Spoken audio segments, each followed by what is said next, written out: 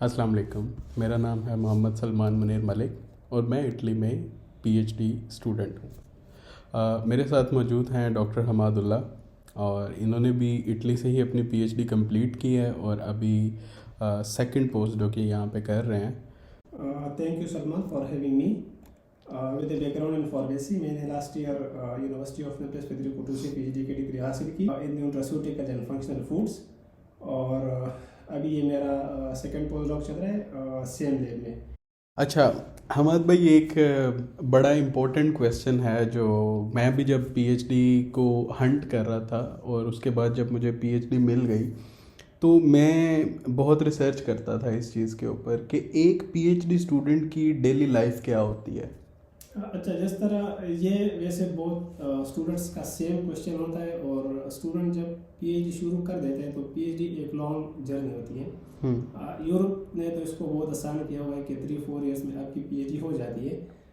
लेकिन जब आप जाते हैं अमेरिकन सिस्टम में तो वो एटलीस्ट 5 ईयर की होती है। 8-10 साल बंदे को लग जाते हैं।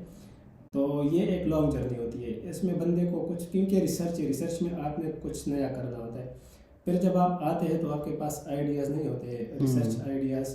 हमारा एजुकेशन सिस्टम भी इस तरह है कि हमारा वो बेस नहीं होता कि हम एक रिसर्च प्रोजेक्ट को खुद डिज़ाइन करें, उसको खुद हम लेके चलें। तो हम जब पीएचडी शुरू करते हैं हम लॉस हो जाते हैं कि हमने क्या करना है और हमने किस तरह उसको लेके चलना है।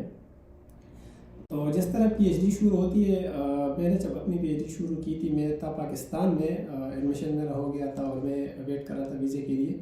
मैंने लिटरेचर रिव्यू वहाँ से शुरू कर दिया था पाकिस्तान से। मैं जब आ रहा था उस वक्त वीज़ा जल्दी मिल जाता था तो मेरे 2-3 महीनों में वीज़ा आ गया था। मैं जब आ रहा था इटली तो मैंने अपना रिसर्च प्रोजेक्ट को डिज़ाइन कर दिया था और टॉपिक जो है वो भी मैंने फाइनलाइज कर दिया था। जो सबसे इम्पोर्टेंट काम होता है तो वो आपका पेपर वर्क होता है। आप जब पीएचडी शुरू करते हैं तो हम डायरेक्ट जाते हैं एक्सपेरिमेंट्स पे। हमें एक फ़िक्र होती है कि हमने एक्सपेरिमेंट सीखना है, लेकिन एक्सपेरिमेंट या ये चीज़ें जो है टेक्निकल वर्क तो ये आपके सेकेंडरी उसमें आती हैं। जो सबसे इम्पोर्टेंट चीज़ होती है वो आपका बैकग्राउंड होता है, जो आपके लिटरेचर रिव्यू से आपको बनता है आपका बैकग्राउंड। तो पीएचडी रूटीन जो मेरा था अपना फ्रॉम द वेरी बिगनिंग, मैं और वो टिल डेट वही रूटीन है मेरा। मैं सुबह उठता था नमाज के लिए और उसके बाद मैं बैठ जाता था काम पे। तो उस वक्त तो कोविड के दिन भी थे, यूनिवर्सिटी हमारी बंद थी फर्स्ट ईयर में।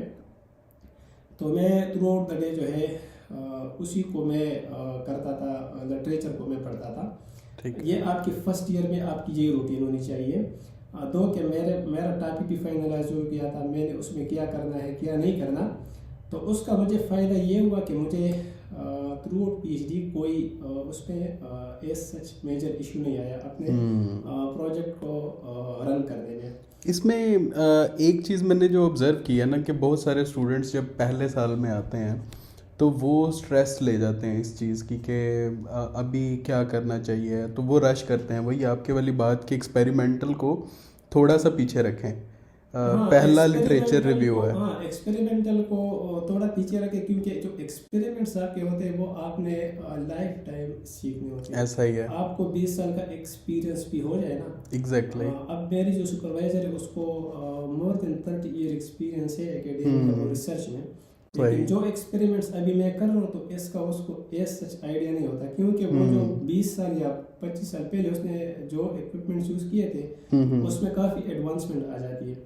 तो एक्सपेरिमेंट्स आप थ्रू आउट द लाइफ वो सीखते हैं ना, लेकिन आपका जो बेस बनता है ना कि आपको कितनी डेप्थ है नॉलेज की अपने फील्ड में, तो वो आपको लिटरेचर से एग्जैक्टली। और इवन आपका जो प्रपोजल या प्रोजेक्ट भी बनता है वो तभी होगा ना जब आपका वो लिटरेचर रिव्यू से आप आइडियाज़ को देखेंगे। और फिर जब आप एक्सपेरिमेंट्स करते हैं ना तो एक्सपेरिमेंट्स उस तरह नहीं होते जिस तरह वो पेपर में रिपोर्ट होते हैं। ठीक है, मैंने जब एक्सपेरिमेंट शुरू किया था तो फर्स्ट 5-6 मंथ जो मेरा स्टार्ट था एक्सपेरिमेंट्स का उसमें रिजल्ट्स नहीं आ रहे थे। सही। मैं मेथड्स चेंज करता था सब कुछ ना। तो प्रोफेसर के साथ भी वो डिस्कशन होती थी कि हमारे रिजल्ट्स नहीं आ रहे। तो लेकिन फिर हमने उसको काफ़ी चेंज कर दिया था मेथड्स को, और उसके बाद फिर लेकिन वो लिटरेचर से आपको होता है ना कि आपकी एग्जैक्टली कितनी नॉलेज है। ये इसमें मैं भी एक चीज़ ऐडअप करना चाहता हूँ। जब मैं एक्सपेरिमेंट्स कर रहा था तो मुझे काफ़ी हेल्प लिटरेचर से मिली ड्यूरिंग एक्सपेरिमेंट्स भी, क्योंकि अगर मैं एक जगह पे अटक गया हूँ, ज़रूरी नहीं है, और मोस्टली यही होता है कि आप हाँ एक्सपेरिमेंट्स लगा रहे हो, आपके रिजल्ट्स आ नहीं रहे हैं, समटाइम्स आपको टेम्परेचर का इशू आ जाता है, या आपके जो एक्सपेरिमेंटल कंडीशंस हैं वो एक्यूरेट नहीं है। तो जब आपने ऑलरेडी लिटरेचर रिव्यू किया हुआ होता है तो आपको पता होता है कि मैंने इस पेपर में ये टेक्निक पढ़ी थी और उस बंदे ने इस तरह से किया था, तो मैं भी इस तरह से ट्राई करके देखता हाँ, हूँ। फिर जब आपको ज़्यादा नॉलेज होती है ना तो फिर उसको आप विदाउट गोइंग टू आर्टिकल्स और लिटरेचर ना, ऐसा ही। फिर आप उसको ऑन द स्पॉट भी मॉडिफाई कर सकते हैं। लेकिन इसमें एक और चीज़ ये भी है कि जो लड़के हमारे आते हैं पीएचडी, ये सिर्फ not from Pakistan, all over the world अमूमन ये इशू होता है पीएचडी स्टूडेंट्स के साथ कि वो जब पीएचडी शुरू करते हैं ना, वो अपना कंपैरिजन करते हैं, हर एक की अपनी अपनी स्किल होती है ना, और उससे वो लॉस हो जाते हैं। अब एक बंदा होता है, उसने पीएचडी कंप्लीट की, उसके 20 पेपर्स है, ठीक है, अब हमें पता नहीं है कि वो कितना काम कर रहा है, वो घर जाके और ये या लैब में या उसके कोलैबोरेशंस कितने हैं। और जो बंदा पीएचडी करने आता है तो उसके 0 या 1 पब्लिकेशन हो तो वो फिर उसको देख के फिर वो सोचते हैं कि मेरे पब्लिकेशन नहीं आ रहे, तो ये एक बड़ा मसला होता है। सही सही। तो इससे हम ये एक चीज़ समराइज़ कर सकते हैं कि जो आपका पहला साल है, या एटलीस्ट पहले जो 6 मंथ्स हैं, वो आपको लिटरेचर रिव्यू के ऊपर ज़्यादा फोकस करना चाहिए। और एक चीज़ और हमाद भाई आपने भी ऑब्ज़र्व की होगी, हम भी इस फेज़ में से गुज़रे भी हैं, और मैंने बहुत सारे लोगों क्योंकि अब हम उस फेज़ में से निकल गए हैं ना, हमने पीएचडी कर ली, तो बहुत सारे लोग हमसे पूछते हैं कि यार मेरा सेकंड ईयर शुरू हो गया है लेकिन अभी तक मेरा प्रोजेक्ट डिफाइन नहीं हुआ, मुझे समझ नहीं आ रही मैंने करना क्या है, मेरी पीएचडी हो भी जाएगी या नहीं हो जाएगी। उन लोगों के लिए आप अच्छा, क्या मेरा कहेंगे? इसमें ये है कि जो सुपरवाइजर्स होते हैं ना, तो उनके पास टाइम इतना नहीं होता कि वो हमारे प्रोजेक्ट को रन कर सके।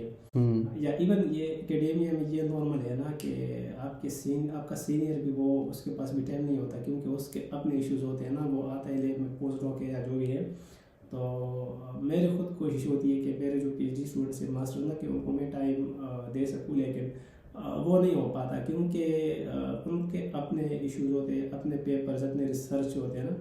तो जो लड़के शुरू करते हैं पीएचडी को, तो पहले साल में लिटरेचर रिव्यू करते हैं, लेकिन उसके साथ में ये रिकमेंड करता हूँ, मुझे नहीं पता न्यूमेरिकल या सोशल साइंसेस का, लेकिन जो बायोमेडिकल साइंसेस वाले हैं तो उनको मैं ये रिकमेंड करता हूँ कि वो रिव्यू पेपर लिखना स्टार्ट करें अपने प्रोजेक्ट पे। ठीक है, मैंने पहले 6 मंथ में रिव्यू पेपर लिख लिया था, और वो पब्लिश भी हो गया था उसी साल पीएचडी के फर्स्ट ईयर में। तो उससे आपको बहुत ज़्यादा क्वेश्चंस मिल जाते हैं और उनके आंसर्स मिल जाते हैं, आपको लिटरेचर गैप्स का पता चल जाता है। एग्जैक्टली। तो फिर थ्रू पीएचडी जो आपका प्रोजेक्ट होता है, तो उसमें कहीं भी आपको एक्सपेरिमेंटल इश्यूज या जो भी हो, या आपका काम ठीक नहीं हो रहा, तो आप अपना रिव्यू पेपर उठा लें, तो उससे फिर आपको बहुत हेल्प मिलती है। सही। और मेरा भी ऑलमोस्ट सिमिलर एक्सपीरियंस रहा है, और मैंने ये भी एक चीज़ नोट की है कि स्टूडेंट्स पहले साल में, पहले 6 महीने बाद, 8 महीने बाद जब वो स्ट्रेस में चले जाते हैं ना, यार कुछ हो ही नहीं रहा, तो ये चीज़ें लैब टू लैब डिपेंड करती हैं। कुछ लैब्स हैं। हाँ, ये लैब टू लैब, और ये हमारे अपने ऊपर डिपेंड भी करते हैं ना कि हम Exactly. फोकस कितने होते हैं। एग्जैक्टली। बहुत ज़्यादा लोग इस तरह होते हैं कि मेजॉरिटी ऑफ रिसर्चर्स के वो रिसर्च को या अपने पीएचडी वर्क को लैब तक महदूद रखते हैं। हालांकि ये लैब तक नहीं होता, ये आपने लैब का काम तो सुबह 8 से या 9 से लेके आपके शाम के 5-6 तक होता है, या मैक्सिमम 8-9 तक हो जाता है ना। लेकिन उसके बाद फिर घर आके आपने उसमें काम करना होता है, आपने सुबह के लिए डिज़ाइन करना होता है, और फिर यह है कि जितना आप पढ़ते हैं तो उतना आपका फोकस बनता है, आपका इंटरेस्ट बनता है। एग्जैक्टली। अच्छा हमाद भाई, एक और बहुत इम्पोर्टेंट क्वेश्चन ये है कि जब आप पीएचडी के फर्स्ट ईयर में आते हैं, अभी आपने पीएचडी को एनरोल किया है, तो क्या आपको ट्रेनिंग दी जाती है टेक्निक्स को लेके? अगर फॉर एग्जांपल एक स्टूडेंट है जिसको टेक्निक्स बहुत अच्छी नहीं आती हैं, तो क्या वो पीएचडी कर सकता है, और उसको क्या इन्वायरमेंट मिलता है यहाँ पे आने के बाद? हाँ बिल्कुल, ये आपने बहुत इंटरेस्टिंग क्वेश्चन पूछा। जो लोग पीएचडी में आते हैं ना, तो स्टार्टिंग पीएचडी उसके लिए एक्सपेरिमेंटल टेक्निक्स इतने इम्पोर्टेंट नहीं होते। मेरा जो अभी एक इंटरव्यू हुआ था विद यूनिवर्सिटी ऑफ स्टेटलाइट and royal society of chemistry, तो उधर उन्होंने मुझसे पूछा था कि आपको करियर में कौन से चैलेंजेस थे जो आपने ओवरकम किए। तो उधर भी मैंने यही कहा था कि वी आर फ्रॉम पाकिस्तान, हमारे पास वो फैसिलिटीज़ नहीं होते एक्सपेरिमेंट्स को लेके। मैं जब इटली आया था तो मैं देखता था अपने जो कलीग्स थे, जो ख़ासकर इटालियन थे, उनके मैं टेक्निक्स को देखता था, स्किल्स को, तो मैं अपने आप को 1 और 2% समझता था। लेकिन सुपरवाइज़र जो होती है आपकी, उसको आप में कुछ और चीज़ें चाहिए होती है। वो सिर्फ टेक्निक्स नहीं होती, आपको वो ट्रेनिंग तो नहीं देते अबाउट टेक्निक्स, लेकिन वो आपको अगर उन्होंने आपको पीएचडी दी है तो इट मीन्स के आप में उन्होंने कुछ एबिलिटीज़ देखी है। पीएचडी ये एक लर्निंग प्रोसेस है, इसमें आपने डिस्कवर नहीं करना होता, आपने जो है एक चीज़ें आपने सीखनी होती है। इधर लैब में आपको एस ट्रेनिंग तो नहीं दी जाती, लेकिन आप जब इन्वॉल्व होते हैं अपने कुलीग के साथ, तो उससे खुद ब खुद फिर आप सीखते हैं। मैंने बहुत एक्सपेरिमेंट्स होते हैं पीएचडी के, वो मैंने फॉर द फर्स्ट टाइम किए थे। तो मैं ये करता था कि इससे पहले मैंने आपको बता दिया कि आपके कुलीग्स के पास इतना टाइम नहीं होता कि वो आपको टाइम दे सके। मैं इस तरह करता था कि मैं पेपर वर्क ज़्यादा करता था। मैं एक दिन पहले शाम के टाइम में लिख देता था बिफोर लीविंग लैब कि मैंने कल कौन कौन सी एक्टिविटीज़ करनी है। मैं जब घर जाता था तो मैं उसको स्टडी करता था, फिर उस पर मैं यूट्यूब से वीडियो देखता था, तो उधर से फिर मुझे नॉलेज मिलती थी। जिस तरह मैं आपको एक एक्सपेरिमेंट बताऊँ, LCMS जो बहुत ज़्यादा यूज़ होती है। अभी अपने लैब में मैं एक्सपर्ट हूँ LCMS का, लेकिन मैं जब आया था तो मेरा वो पहला काम था पीएचडी में जो मैंने LCMS पे किया था। तो वो फिर टाइम बंदा सीख जाता है। बिल्कुल सही है। इसमें एक चीज़ ये भी होती है कि मोस्टली जब आप मास्टर से आते हैं तो आपको चीज़ों की नो हाउ तो होती है, मतलब आपको थोड़ा बहुत आइडिया तो होता ही है। तो वही जब आप कलीग्स के साथ थोड़ा बहुत करते हैं वो आपको बता देते हैं। ओबियसली मेरा मानना ये है कि आप जितने भी एक्सपर्ट हो ना, जब आप एक नई लैब में जाते हो तो वो लैब आपके लिए नहीं है, हर लैब के प्रोटोकॉल थोड़े से अलग हैं। तो उसमें भी ये लोग आपको काफ़ी हेल्प कर देते हैं लैब में एडजस्ट होने के लिए। तो जो स्टूडेंट्स मेरे ख्याल में इस वजह से अप्लाई ही नहीं करते कि यार हमें टेक्निक्स पे इतनी ज़्यादा वो एक्सपीरियंस नहीं है या हमारी एक्सपर्टीज़ नहीं है तो हमें अप्लाई नहीं करना चाहिए, तो मेरे ख्याल में ये गलत अप्रोच है। ये बिल्कुल गलत है, और अप्लाई करना चाहिए। वो बंदा फिर जब काम करता है तो बंदा सीख जाता है। अच्छा, एक और ये भी बड़ा इंटरेस्टिंग क्वेश्चन है। दो टाइप के लोग मैंने देखे हैं पीएचडीज में। एक वो हैं जो बस अपने काम के अंदर ही रहते हैं, अपनी लैब और लैब से घर, अपना प्रोजेक्ट बस उसमें। दूसरे लोग वो हैं जो कॉन्फ्रेंसेस पे भी जाते हैं, सेमिनार्स पे भी जाते हैं, और उनको पता होता है कि मार्केट में क्या चल रहा है उनकी फील्ड के अंदर। तो आप क्या सजेस्ट करते हैं कि कॉन्फ्रेंसेस में जाना, सेमिनार्स पे जाना, क्या ये एक फ़ायदेमंद चीज़ है, जाना चाहिए पीएचडीज़ को? अच्छा, मैं जब पीएचडी मैंने शुरू की थी तो मैंने एक कॉन्फ्रेंस अटेंड की थी, एक नहीं दो, एक पोस्टर प्रेजेंटेशन के लिए और एक ओरल प्रेजेंटेशन के लिए। ठीक है। आफ्टर कंप्लीशन ऑफ पीएचडी मेरे पोस्टर प्रेजेंटेशंस 5 थे, और मेरे जो ओरल प्रेजेंटेशंस थे तो वो आई थिंक मोर देन 15 थे। माशाल्लाह। तो हाँ, तो ये कॉन्फ्रेंसेस में जाना ये आपको बहुत हेल्प करता है। उसकी एक रीज़न ये होती है कि आपके कोलेब्रेशंस बनते हैं। सही है। ठीक है, आप मिलते हैं दूसरे लैब्स के कुलीग से, प्रोफेसर से। दूसरी जो सबसे इम्पोर्टेंट चीज़ होती है, मैंने आपको बताया कि पीएचडी या अर्ली पीएचडी रिसर्च जो आपका टाइम होता है, तो ये आपका एक लर्निंग प्रोसेस होता है। वहाँ जब आप जाते हैं तो आपको पता चलता है, जब लोग प्रेजेंट करते हैं रिसर्च को, तो आपको पता चलता है कि दूसरे लैब्स में क्या क्या काम हो रहा है। उधर से एक आपको रिसर्च आइडियाज़ मिलती है, आपके कोलेब्रेशंस मिलते हैं, आप दूसरे लोगों से मिलते हैं, आपकी जो है सर्कल, रिसर्च सर्कल, वो आपका बढ़ता है। तो इससे आपको बहुत हेल्प मिलती है, not only for research, but अगर आप पोस्ट डॉक के लिए अप्लाई करते हैं तो उसमें भी ये आपको हेल्प करता है। और जब आप अपने रिसर्च को प्रेजेंट करते हैं हम्म तो उसमें फ़ायदा ये होता है कि फिर आपसे क्रॉस क्वेश्चनिंग होती है। हम्म तो जब आपसे क्रॉस क्वेश्चनिंग होती है तो उधर से भी आप सीखते हैं। वो कुछ क्वेश्चन का आपको पता ही नहीं होता जो दूसरे प्रोफेसर आपसे पूछते हैं, तो आपका जो माइंड है वो इससे ओपन हो जाता है। सही। तो ये जब आप कॉन्फ्रेंसेस वगैरह पे जाते हैं, इनकी कोई फंडिंग भी मिलती है? यूजुअली तो यूनिवर्सिटी की फंडिंग ही होती है, जो आपके पीएचडी फंड होता है उसको आप यूज़ कर सकते हो ना सेमिनार्स वगैरह के लिए। लेकिन आई थिंक कुछ कॉन्फ्रेंसेस ऐसी भी होती हैं जो फंडेड कॉन्फ्रेंसेस होती हैं, वही आपका सारा कुछ पे करते हैं।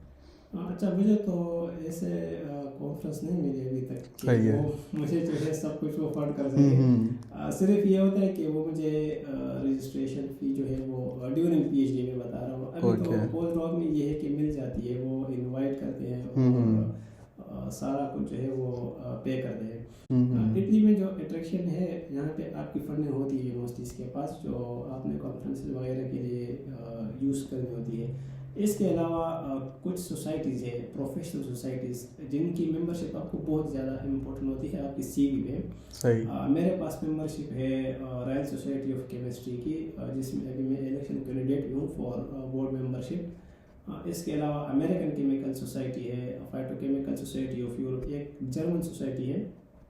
तो मेरे पास ऑलरेडी इनकी मेंबरशिप है।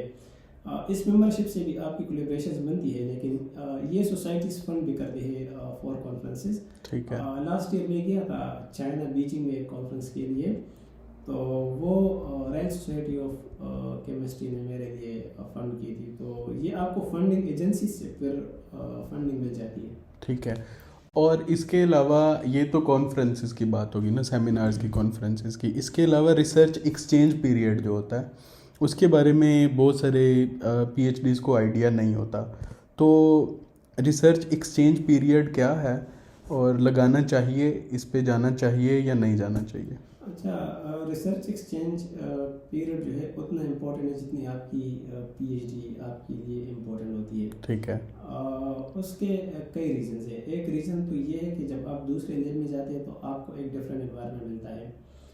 डिफरेंट एनवायरनमेंट मिलता है तो आप डिफरेंट चीज़ें उधर से सीखते हैं।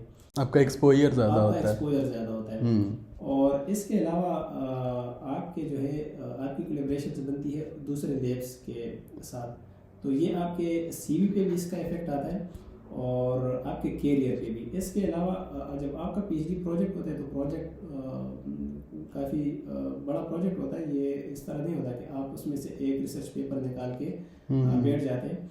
तो कुछ एक्टिविटीज़ इस तरह होती है जिनकी आपके पास फैसिलिटीज़ नहीं होती। तो आपका जो सुपरवाइजर होता है वो क्या करता है कि आप एक्सचेंज पे नहीं जाते, वो सैंपल्स भेज देते हैं, उनके लिए मसला नहीं होता। लेकिन जब आप जाते हैं और आप वो एक्टिविटीज़ वहाँ परफॉर्म करते हैं जो आपके पास फैसिलिटीज़ ना हो, मैं ये रिकमेंड करता हूँ कि जो भी बंदा एक्सचेंज पे जाता है तो वो ऐसी लैब देखे कि वहाँ पे वो फैसिलिटीज़ हो जो आपके लैब में ना हो, और आप वो एक्टिविटीज़ वहाँ डिज़ाइन करें कि जो आपको पॉसिबल ना हो अपने लैब में करना। ठीक तो है। उससे फिर आपको हेल्प मिलती है। ठीक है। अच्छा, ये अभी आपने एक चीज़ थोड़ी सी उसमें मेंशन भी कर दी। बहुत सारे लोगों का ये एक डाउट होता है कि आपको पीएचडी कंप्लीट करने के लिए ऑफिशियली कितने पेपर पब्लिश करने होते हैं? अच्छा, ये तो यूनिवर्सिटी टू यूनिवर्सिटी आप अपने रूल्स होते हैं ना, या डिपार्टमेंट टू डिपार्टमेंट। कुछ यूनिवर्सिटी के रूल्स में कोई भी पेपर नहीं होता। हाँ। और हमारे डिपार्टमेंट में वैसे 2 पेपर है आई थिंक उसको। ठीक है। लेकिन पेपर्स जितने ज़्यादा हो तो, क्योंकि ये आगे आपके आपका कैरियर इस पे डिपेंड करता है। ठीक है। जिनके पेपर नहीं आते, कुछ प्रोजेक्ट्स इस तरह होते हैं, तो उनको स्ट्रेस लेने की ज़रूरत नहीं होती, क्योंकि आपके 1-2 पेपर भी हो लेकिन क्वालिटी वर्क। ठीक है। क्योंकि बहुत ज़्यादा लोग इस तरह करते हैं कि टू इंक्रीज देयर पब्लिकेशंस वो क्वांटिटी पे जाते हैं, वो क्वालिटी को बहुत कंप्रोमाइज़ कर जाते हैं। ऐसा ही है। फिर जब आप अप्लाई करते हैं आगे पोजीशंस के लिए, पोस्ट डॉक्स के लिए, तो सारे प्रोफेसर्स या इंस्टीट्यूशंस ये सेम नहीं होते। फिर जब आप अप्लाई करते हैं तो वो अक्सर आपके जो की आर्टिकल्स होते हैं उसको पढ़ते हैं। ठीक है। उसके जो मेथड्स और रिजल्ट्स के आपने कौन कौन से मेथड्स कौन कौन से रिजल्ट्स अप्लाई किए हैं, तो उसके बेस पे फिर वो आपको एडमिशन देते हैं।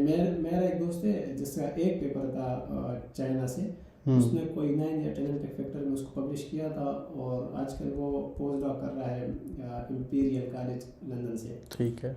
तो इसके ऑपोजिट मैं एक ऐसे 2 बंदों को जानता हूँ जिनके आई थिंक 40+ पब्लिकेशंस होंगी, और CGPA भी उस लड़के का आई थिंक 3.67 था, बट उसको PhD भी नहीं मिली। मास्टर्स में 40+ पब्लिकेशंस, और उसकी प्रोफाइल देख के ना मुझे ये एक बड़ा क्लियर आइडिया होता था कि यार ये पब्लिकेशंस में ना शायद कोई 2 में इसने अपना काम किया होगा।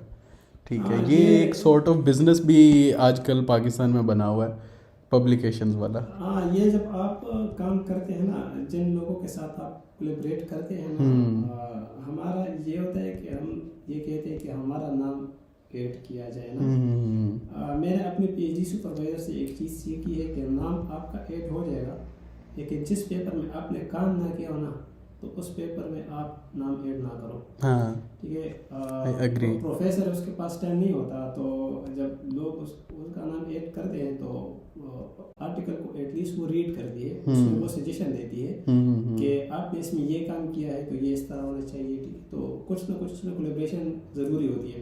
तो आपने बात की 40+ पब्लिकेशंस की, तो लोग जब अप्लाई करते हैं फॉर PhD और फॉर पोस्ट डॉक, तो उसमें और भी बहुत चीज़ें देखी जाती है। आपकी लीडरशिप क्वालिटीज देखी जाती है। ठीक है, आपने अदर देन पब्लिकेशंस कौन सा काम, जब आपके पब्लिकेशन होते हैं फिर वो और चीज़ें भी देखते हैं। अगर आपके 40+ पब्लिकेशन है तो फिर वो आपसे एक्सपेक्ट भी कर देंगे, एक्सपेक्टेशन हाई हो जाती है। ठीक है कि आपने कॉन्फ्रेंसेज अटेंड की है। ठीक है, ये सारे मेरे अपने जो अभी इस स्टेज पे 58 पब्लिश्ड आर्टिकल्स है, 1 बुक और 7 बुक चैप्टर्स है। लास्ट ईयर मुझे ऑफर आई थी 3 प्रोफेसर से मेरी क्यूरी में। वो मैंने अप्लाई नहीं किया था क्योंकि मैं अपने करंट सुपरवाइज़र के साथ काफ़ी रिलैक्स हूँ, और इसके साथ मैं बिजी रहता हूँ, काफ़ी प्रोजेक्ट ज़्यादा होते हैं उस वजह से। लेकिन ये है कि फिर आपको मिल जाती है, वो क्वांटिटी पे डिपेंड नहीं करता, इसमें ये आपकी और चीज़ें देखते हैं। अच्छा, अभी आपने एक बड़ी इम्पोर्टेंट चीज़ मेंशन की, और अभी हम ये स्टार्ट करने से पहले भी इस पे डिस्कस कर रहे थे कि आप अपने सुपरवाइज़र के साथ कंफर्टेबल हैं, और आपने मुझे ये चीज़ हम डिस्कस भी कर रहे थे कि सुपरवाइज़र के साथ आपका रिलेशनशिप अच्छा होना कितना इम्पोर्टेंट है ड्यूरिंग PhD।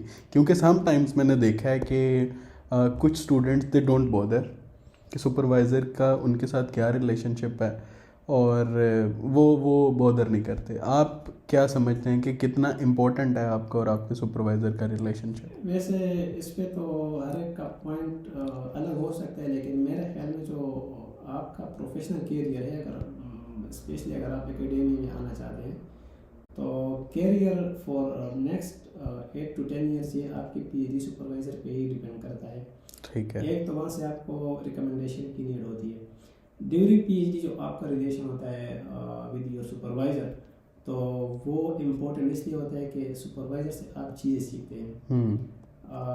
जब आपका रिलेशन ठीक नहीं होता तो फिर सुपरवाइज़र से आप डिस्कस नहीं कर पाते चीज़ों को, सुपरवाइज़र आपको टाइम नहीं देते, तो ये एक मसला होता है। इसके अलावा जब आप जाते हैं आफ्टर PhD किसी दूसरे लैब में, तो जो PhD सुपरवाइज़र के साथ अगर आपका ताल्लुक ठीक है तो वो आपको काम पे फिर भी रखती है, या सुपरवाइज़र आपको रखते हैं काम पे, वो आपके साथ कोलैबोरेट करते हैं।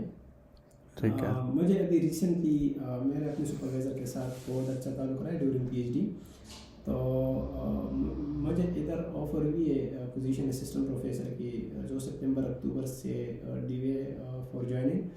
मे be due to some reasons मैं ज्वाइन ना कर सकूँ, और मैं इस साल के आखिर में लैब चेंज कर दूँ। लेकिन उसके साथ मुझे डिपार्टमेंट ने ऑफ़र की है कि अगर आप इधर से जाएंगे तो आपको हम विजिटिंग रिसर्चर की पोजीशन दे देंगे, और आप जब भी आएंगे इटली साल में महीने 2 महीने के लिए, तो आपने इधर हमारे साथ काम करना है। इसके अलावा जून जुलाई तक इंशाल्लाह मेरा जो है हेबिलिटेशन फॉर एसोसिएट प्रोफेसरशिप वो इटालियन नेशनल काउंसिल अप्रूव कर देगी। उसमें मेरी अप्लाई हो चुकी है, डिपार्टमेंट ने कर दी है।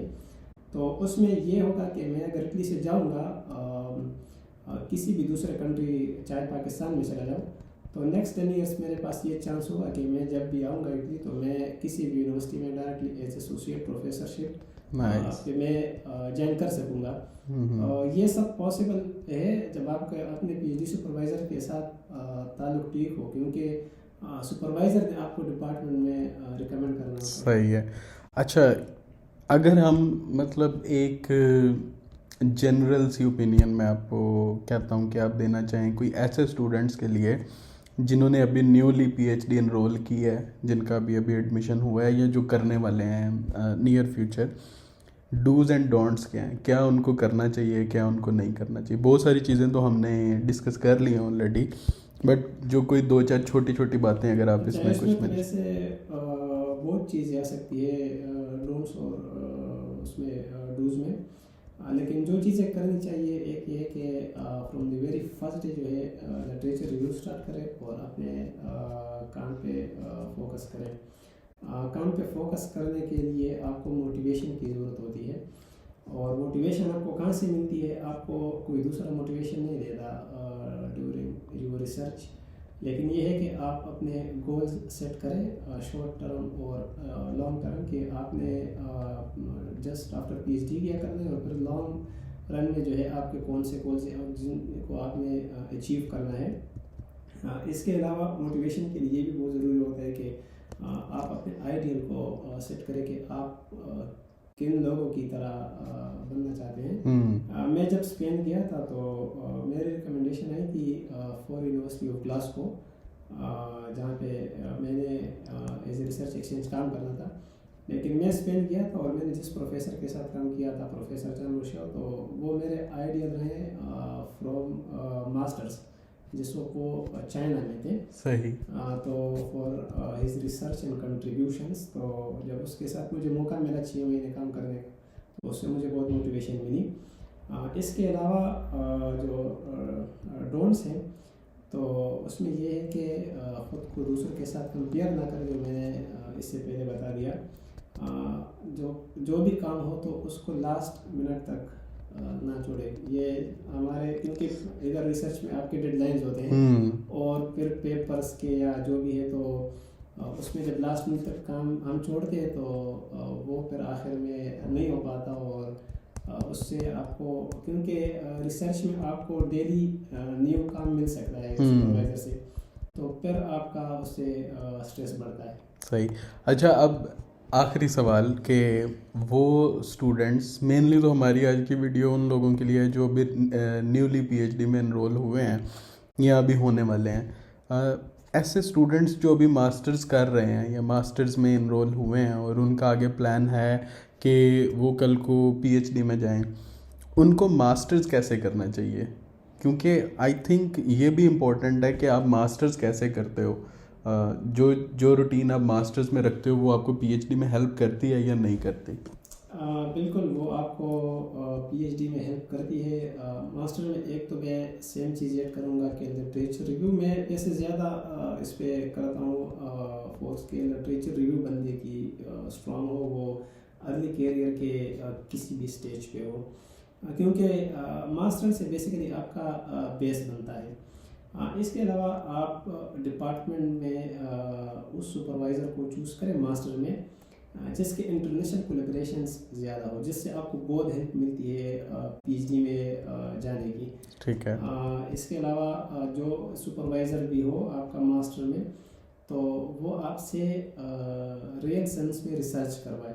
मास्टर में आपका एक पेपर होना चाहिए। There is nothing to do कि आप 20 पेपर्स पब्लिश करें, 15, लेकिन वो लो क्वालिटी के, एक हो लेकिन क्वालिटी हो, लेकिन क्वालिटी का हो, और उसमें आपने कुछ काम किया और वो आपका अपना हो। हाँ, वो आपका अपना हो। लेकिन अगर दूसरे उसमें आप ऐड करेंगे अपना नाम, तो मास्टर में वो आपको इतना वो हेल्प नहीं करते। हाँ सही। समटाइम्स ऐसा भी होता है कि मतलब कुछ लोगों को पता भी नहीं होता कि जिन जिन पेपर्स में उनका नाम है वो पेपर में लिखा क्या हुआ है। हाँ, इवन एब्स्ट्रैक्ट तक नहीं पढ़ा होता लोगों ने। ये मसला बिल्कुल होता है, और ये लोगों को कॉम्प्लेक्स में भी लेके चला जाता है इन लॉन्ग रन, कि फिर आपको पता नहीं होता। हमारे पाकिस्तान में बहुत ज़्यादा इस तरह होते हैं, इवन प्रोफेसर्स होते हैं कि सही है। हाँ, ये सिर्फ पाकिस्तान, ये फॉरेन में भी होते हैं हाँ हाँ। कुछ लोग के उनके होते 1000 पेपर, लेकिन उन्होंने किया होता है 50 पेपर्स में। सही सही सही। इटली फॉर पीएचडी कैसा है? Italy for PhD is best. मैंने खुद जो अचीव किया है इन पीएचडी, तो वो आपके सामने है। इटली में वो कोई मसला नहीं है कि यहाँ ज़्यादा लोग आ रहे फॉर पीएचडी या यहाँ से पीएचडी नहीं करनी चाहिए। जो एक चीज़ है, अगर आप, मुझे एक्सपीरियंस नहीं है चाइना का या जापान का, लेकिन जो मैंने सुना है कि वहाँ पे सुपरवाइजर्स आपको ज़रा टाइट रखते हैं। इटली में वो चीज़ नहीं है, यहाँ पे सुपरवाइजर्स काफ़ी चिल हैं, ये काम करते हैं, लेकिन ये जब आप शुरू में आते हैं तो ये आपको इतना लिफ्ट नहीं कराते, ड्यू टू लैंग्वेज बैरियर, या ये भी है कि ये थोड़ा चिल है, ये उस हिसाब से काम नहीं करते जिस तरह चाइनीज़ लोग करते हैं। मैं जब आया था पीएचडी में, तो उस वक्त मुझे प्रोफेसर से मिलने के लिए अपॉइंटमेंट की ज़रूरत होती थी। मैं उसको मैसेज कर रहा था, आज मैसेज किया, अच्छा मैं प्रोफेसर से कि मैंने आपसे मिलना है रिगार्डिंग प्रोजेक्ट। वो मुझे टाइम दे रही थी कि ठीक है, नेक्स्ट फ्राइडे को या मंडे को आप मेरे ऑफिस में इस टाइम आ जाए। ये फर्स्ट 2 इयर्स का यही चलता रहा।